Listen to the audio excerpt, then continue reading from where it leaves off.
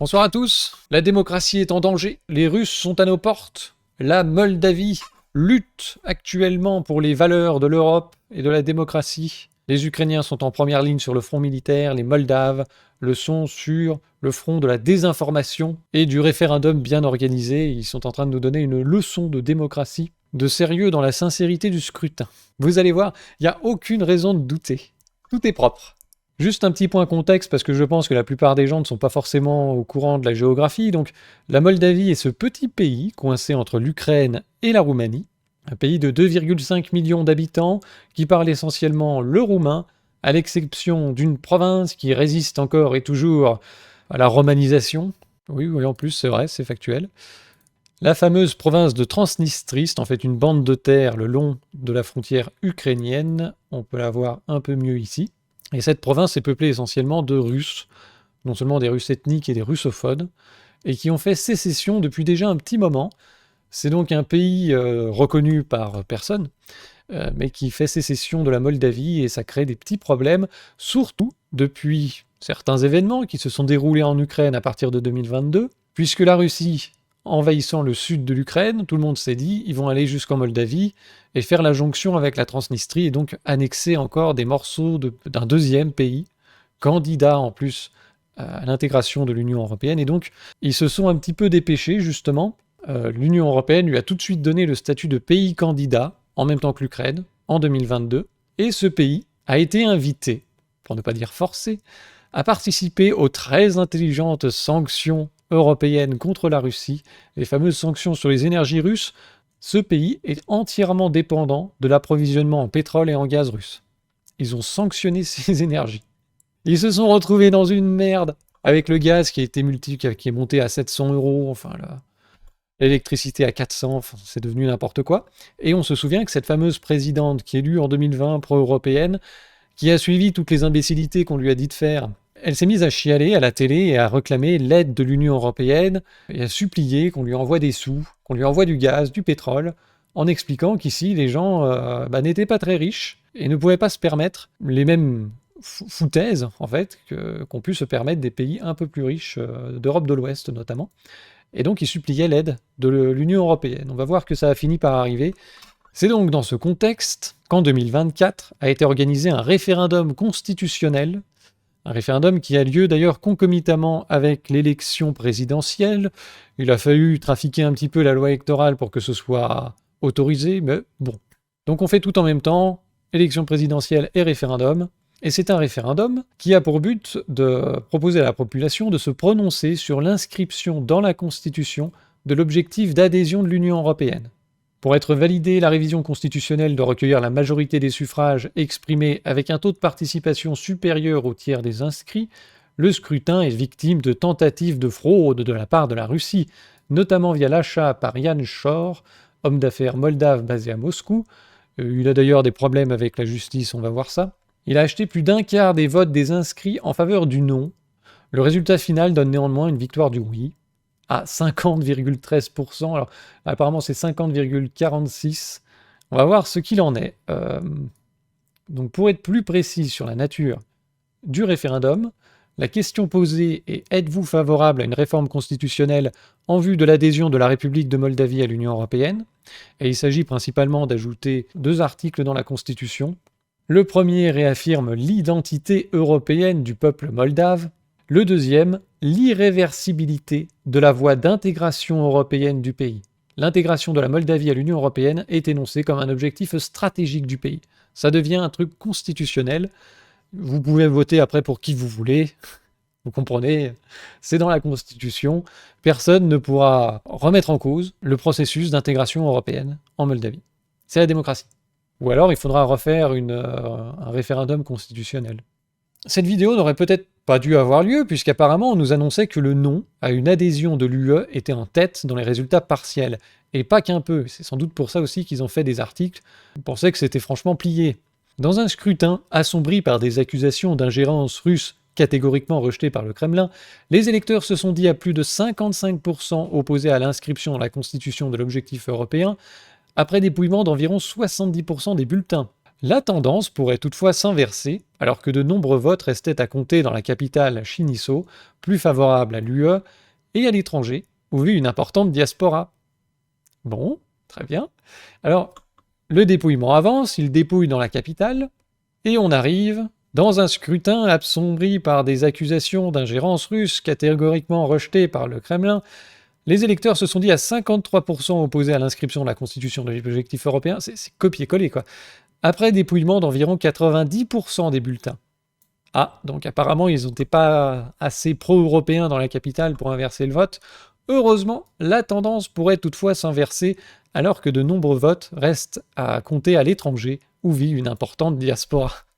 Alors la soirée continue et finalement, le oui passe en tête. À l'issue du dépouillement des 10 derniers pourcents, hein, on était à 90% de dépouillement pour 53% contre. Donc ça veut dire que dans les derniers bulletins, il faut au moins plus des 2/3, à peu près 70% de votes pour l'intégration de l'Union européenne dans la Constitution, pour pouvoir inverser la tendance.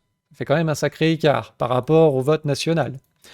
Et donc, pouf, une fois que 98% des bulletins ont été dépouillés, on était passé à 50,03%, et on est même passé à 50,4% en faveur de cette adhésion à l'Union européenne inscrite dans la Constitution. Oh, comme c'est bizarre.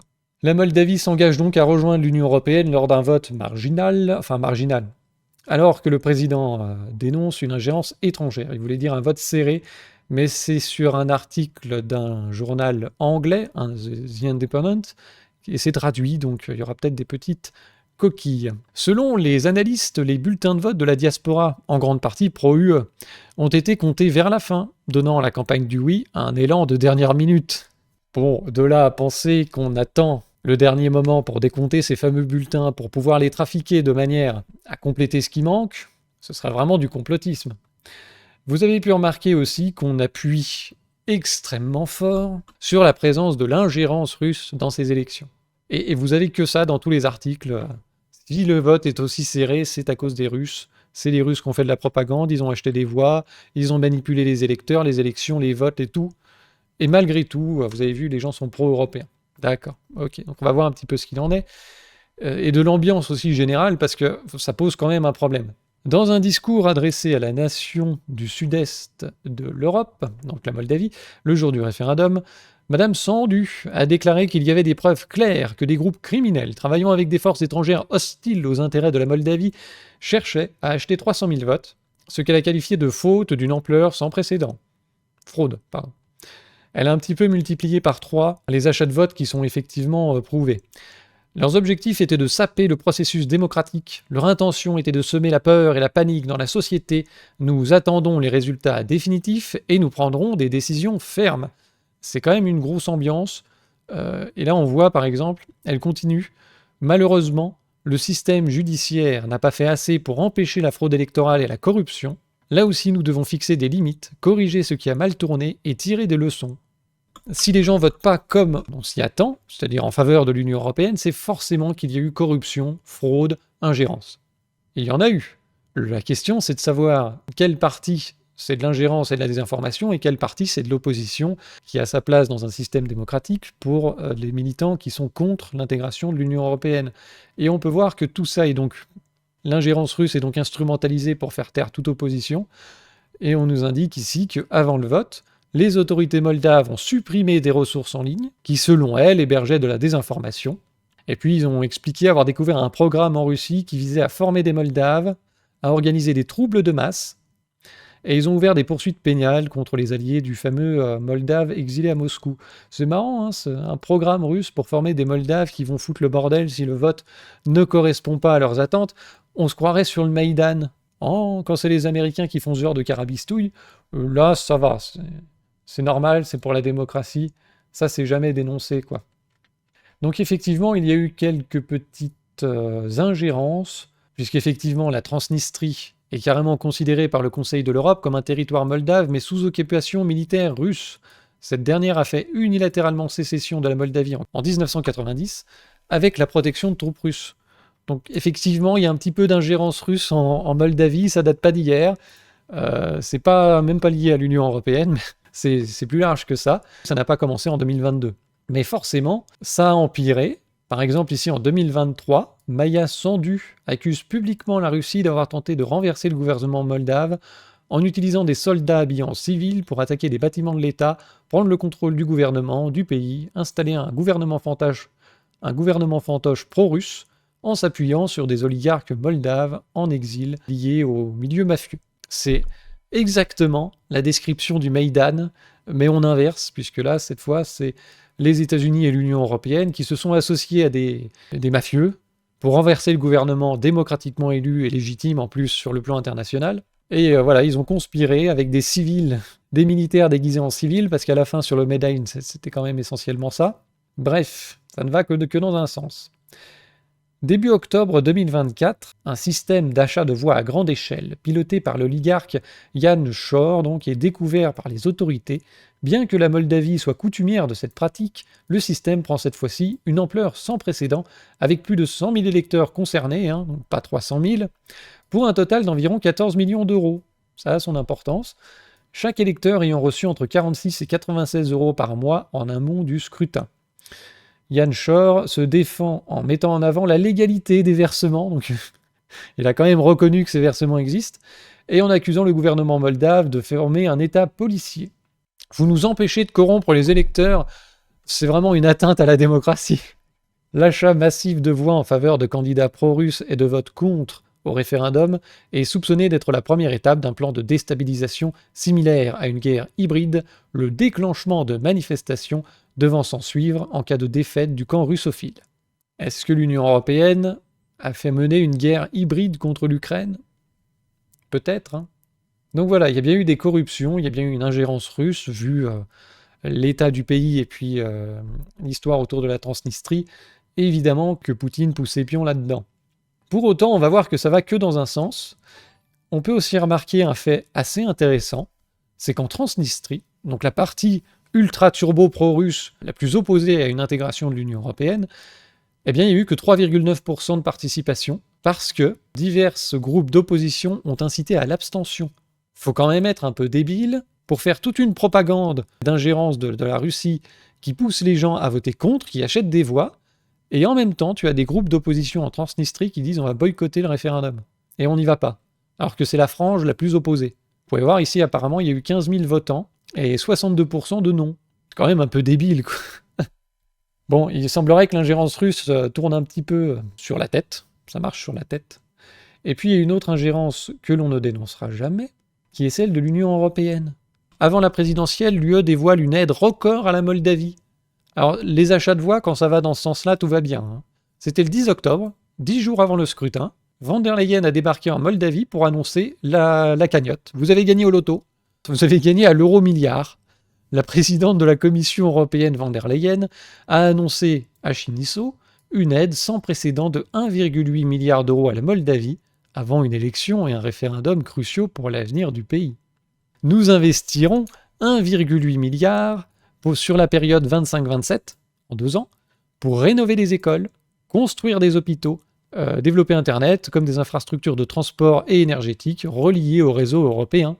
Il faut savoir que la France payant une certaine partie du budget européen, on en a pour 330 millions d'euros pour aller construire des écoles et des hôpitaux en Moldavie. Pendant que nous, on est en train de voter des budgets à l'austérité qui vont couper justement dans tous ces budgets.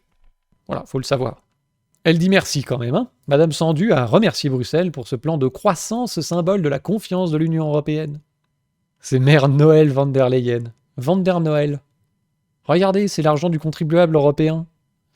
Le rapprochement avec l'UE apporte des avantages concrets aux citoyens. C'est de l'achat de vote. Ursula a encouragé les électeurs à utiliser leur vote et à exprimer leur libre choix. C'est à vous de choisir souverainement ce que vous voulez faire de votre pays, et personne ne peut s'en mêler, dit-elle en signant un chèque de 1,8 milliard. Je rappelle qu'il y a 2,5 millions d'habitants dans ce pays. 1,8 milliard, ça fait 720 euros par Moldave. L'autre, il a dépensé 14 millions pour acheter des voix, hein. Il filait entre 40 et 90 balles. Là, il y a 720 euros par Moldave. Pas mal, hein. C'est européen. Mais c'est pas de l'achat de voix. On n'est pas du tout en train de se mêler de vos affaires. Dans ce contexte tendu, les États de l'UE ont donné mercredi leur feu vert à l'imposition de sanctions à l'encontre de 5 personnes et d'une entité, selon des sources diplomatiques. Elles devraient être formellement approuvées lors d'une réunion des ministres des Affaires étrangères à Luxembourg lundi. Depuis l'an dernier, l'UE a déjà visé 11 personnes accusées de déstabilisation, dont l'oligarque en exil Jan Schor. Il a ironisé en réaction sur Telegram contre ceux qui nous accusent d'être des agents d'influence, alors qu'ils se mêlent ouvertement et sans vergogne de notre politique intérieure pour transformer la Moldavie en une marionnette obéissante. Il a quand même pas tort, hein. Les mecs distribuent 1,8 milliard, sanctionnent à tout va tous ceux qui ont des activités qui gênent en fait les intérêts de l'Union européenne en Moldavie. Ils n'ont pas sanctionné des agents favorables à l'Union européenne. Ils ont sanctionné des gens qui sont pro-russes. Alors après, que ce soit des pro-russes, des Moldaves qui pensent sincèrement que c'est bon pour leur pays, ou des gens qui sont payés par le Kremlin, en fait, c'est pas le problème de l'Union européenne de sanctionner ça. De quoi ils se mêlent? C'est à la Moldavie de faire le ménage chez elle. Il y a un parti pris assez important, surtout que derrière, on prétend que personne ne se mêle de vos affaires, que vous êtes souverain. C'est vraiment se foutre de la gueule du monde.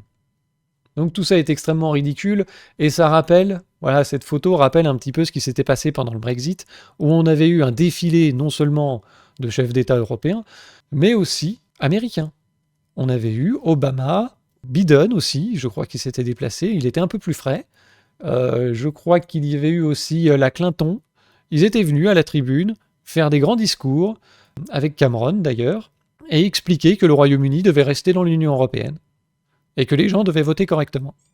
Vous devez rester dans cette institution qui vise à faire contrepoids aux Américains. C'est dingue.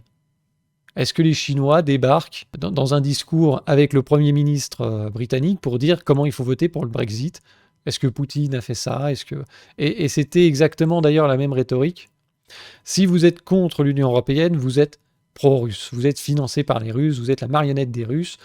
Mais si vous êtes pro-européen, vous n'êtes pas la marionnette d'Obama. Non, je n'ai jamais dénoncé ça. C'est la démocratie. Observateur Continental qui a publié un article qui fait aussi valoir certaines remarques. Revers pour l'Occident en Moldavie. Puisqu'effectivement, déjà il faisait remarquer que la majorité des citoyens moldaves vivant en Moldavie ont voté pour le non à l'adhésion de l'UE. Et en grande majorité, au moins 53%. Si on va au-delà de la ville, de la capitale, c'est même plutôt 58%. C'était le résultat qu'on avait ici. 55, pardon. Donc c'est quand même un large refus de l'Union européenne en Moldavie, et c'est uniquement le vote des étrangers qui a fait basculer le résultat. Ceci étant dit, et même que dans le cadre du vote de cette diaspora, de nombreuses questions sont à soulever.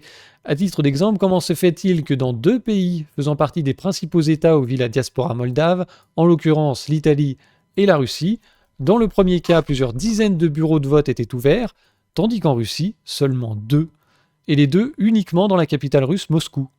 Tiens, c'est bizarre ça. Donc la Moldavie, elle n'a pas prévu de faire voter les résidents moldaves russes sur le même plan d'égalité qu'en Italie. En Italie, vous avez plein de bureaux de vote. En Russie, vous en avez que 2 et à Moscou uniquement. Donc il fait valoir que la taille du territoire, voilà, il compare les 2 tailles. L'Italie fait 300 000 km² et la Russie 17 millions. Sachant que même ne serait-ce qu'un bureau de vote dans la 2e ville du pays, Saint-Pétersbourg, n'a pas été mis à disposition des citoyens moldaves par leur autorité, alors qu'au total, il y a quand même 234 bureaux de vote à l'étranger qui ont été mis en place, principalement dans les pays occidentaux. Oh, c'est bizarre ça. Ironique quand on parle d'interférence russe et qu'on voit qu'il y a un taux de participation misérable en Transnistrie, la région la plus pro-russe, et qui aurait pu se mobiliser contre l'adhésion de l'Union européenne et empêcher la Moldavie d'intégrer ça dans sa constitution. Et on voit aussi que les électeurs moldaves en Russie sont quasiment empêchés de vote. On a mis 2 bureaux à Moscou pour faire joli. Cela évidemment, les pseudo-démocrates à l'occidental feront mine de ne pas le remarquer. Tout comme un autre fait, toujours en rapport avec le vote de la diaspora, est qu'à la différence des bureaux de vote en Moldavie, que l'opposition moldave avait un minimum de possibilités de contrôler pour éviter les violations massives de la part du régime en place, la même chose était tout simplement impossible dans les dizaines et dizaines de bureaux de vote établis dans le petit espace occidental. Et au lieu de chercher à trouver des boucs émissaires extérieurs dans le choix des citoyens moldaves vivant chez eux en Moldavie, il serait tout simplement correct à dire que le choix du non à l'adhésion européiste chez les citoyens du pays n'est pas uniquement le fruit des partisans de la Russie en Moldavie, mais aussi des Moldaves, adeptes de l'approche pragmatique et de l'économie réelle, qui comprennent où se trouve le véritable intérêt, ne serait-ce qu'économiquement pour leur nation. Parce qu'effectivement, avec ces abrutis qui ont pris des sanctions contre les énergies russes, ils se sont retrouvés avec une inflation énorme, une hausse considérable du coût de l'énergie. Il y en a qui n'ont pas pu se chauffer, et il a fallu supplier pour avoir une aide internationale. Est-ce qu'on a envie de continuer dans cette politique? Peut-être pas. Surtout que là, on nous donne aussi l'exemple de la Géorgie et de l'Ukraine en particulier. Ils voient ce qui se passe en Ukraine, où les Ukrainiens sont utilisés comme viande, littéralement, dans un conflit entre les États-Unis et la Russie, par Ukraine interposée et financée sur fonds européens, et ils n'ont pas envie de finir comme ça. Ils n'ont pas envie de finir en première ligne d'un conflit qui ne les concerne pas. Je pense qu'ils préféreraient travailler avec les deux parties plutôt qu'être utilisés dans cette espèce de hachoir à viande envoyé contre les Russes. Donc, ce qu'on peut voir, c'est qu'il y a quand même une grosse suspicion de fraude des bulletins des électeurs qui ont voté à l'étranger, qui n'ont pas pu être surveillés par les oppositions. Et on a vu ça aussi pour l'élection de Maia Sandu, l'actuelle présidente pro-européenne. Elle doit aussi son élection aux étrangers. Enfin, quasiment. Le second tour voit la candidate du PASS l'emporter nettement avec une participation en nette hausse dans ce qui est perçu comme une baisse de l'influence russe dans le pays. Le bon résultat réalisé par Maia Sandu s'explique alors en partie par le vote de la diaspora beaucoup plus mobilisé qu'en 2016 et qui se prononce à 93% en sa faveur, alors que la candidate pro-européenne remporte 51% des voix sur le seul territoire national. Donc, les électeurs nationaux ont quand même majoritairement voté pour elle, mais on voit là aussi l'écart absolument considérable. 51% pour les Moldaves de Moldavie, 93% pour les Moldaves étrangers. Oh, comme c'est bizarre! C'est étrange. On voit aussi le même genre de magouille en France avec les élections, notamment législatives, ou même présidentielles, où les électeurs français de l'étranger ont une tendance à voter en faveur du gouvernement en place, qui est largement supérieur à la moyenne. C'est bizarre. Bref, tout ça a quand même bu un peu la magouille. On sent qu'ils ont attendu le dernier moment avec leur bulletin des votants de l'étranger, et que ces bulletins se sont transformés en suffisamment de votes pour obtenir la majorité qu'ils attendaient.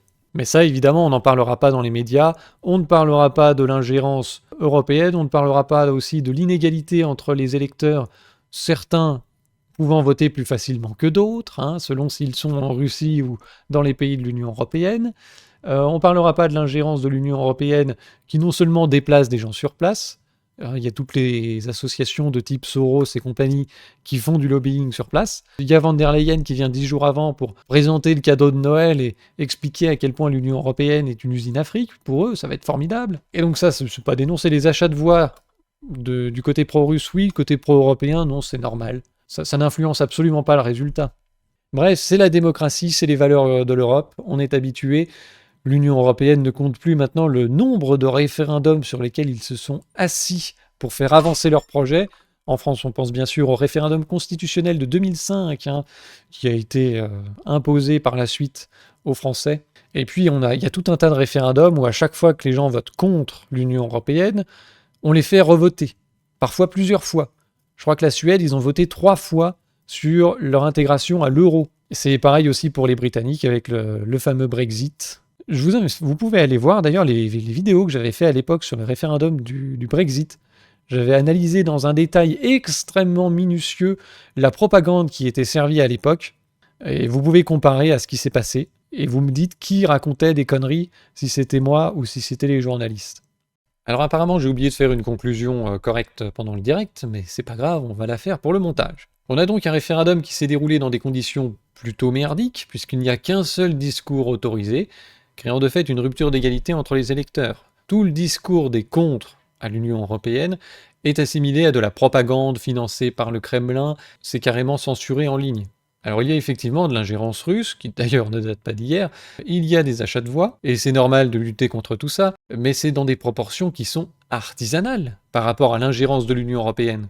Déjà, vous avez les habituelles associations de promotion de la démocratie qui œuvrent en Moldavie. Vous avez carrément des sanctions de l'Union européenne qui ont été appliquées contre des activistes pro-russes en Moldavie. Donc ils s'ingèrent dans les affaires intérieures de la Moldavie et sanctionnent des gens qui tiennent un discours contre les intérêts de l'UE.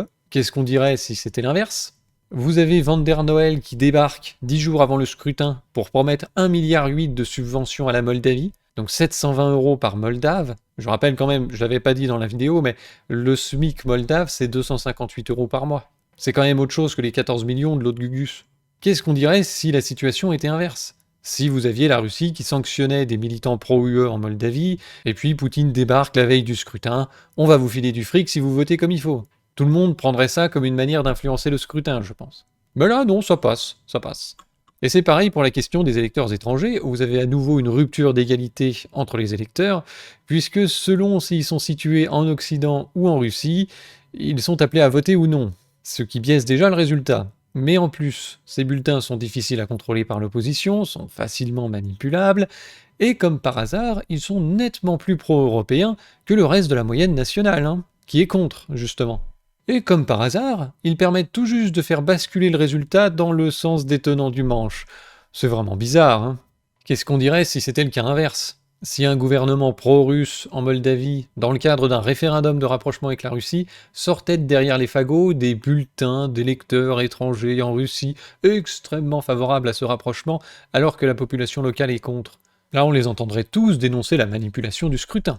Mais là, non, ça va, ça ne pose aucun problème. Vous avez toute la presse occidentale qui te rabâche que la Moldavie est favorable à l'Union européenne, et que si le scrutin était aussi serré, c'est parce qu'il y a eu un complot russe, de l'ingérence, des achats de voix, on a menti aux gens, mais en fait ils veulent l'Union européenne. Ils le savent pas, mais ils en veulent. Et il n'y a pas un mot sur tous les problèmes que je viens de citer d'ingérence de l'Union européenne, ça n'existe pas. Ça c'est la démocratie. C'est pour le camp du bien, on peut tout se permettre. En tout cas, on peut dire que l'Union européenne fait rêver, parce qu'on aurait pu penser que ce petit pays pauvre d'Europe de l'Est serait ravi de rejoindre ce merveilleux marché européen, cet espace de liberté, de prospérité, de démocratie, d'autant qu'ils sont sous la menace de l'ours russe. Peut-être qu'ils auraient voulu un petit peu de protection, comme les Ukrainiens. Ouais, du coup, ils ont voté contre, quoi. Non. Même à l'issue d'une campagne référendaire franchement dégueulasse et ultra favorable à l'Union européenne, ils ont dit non, et il a fallu bidouiller les bulletins de vote des étrangers pour que ça passe. C'est misérable. Elle est belle l'Europe puissance, les mecs se sont fait snober par des Moldaves avec un SMIC à 200 balles qui leur ont dit qu'ils refusaient de rejoindre ce foutoir à la dérive. Les mecs n'ont pas envie d'être transformés en centre de profit pour l'Europe de l'Ouest, c'est complètement exploité parce que c'est quand même ça qui va se passer, et puis d'être utilisés comme viande dans des conflits avec la Russie qui ne les concernent pas. En somme, ils préfèrent rester pauvres mais souverains plutôt que de rejoindre l'Union européenne, parce qu'ils pensent que ça va être pire. Et franchement, ils ont raison.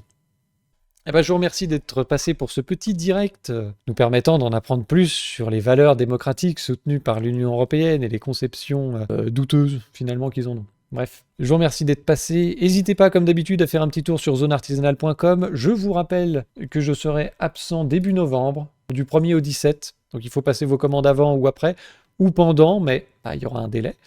Merci à tous, et puis à très bientôt.